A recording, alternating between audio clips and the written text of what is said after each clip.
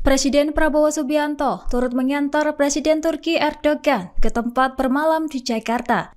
Hal itu dilakukan setelah menyambut kedatangan Erdogan dan rombongan di Lanud Halim Perdanakusuma pada Selasa 11 Februari 2025 malam. Bahkan Prabowo menemani Erdogan dalam satu mobil hingga ke penginapan.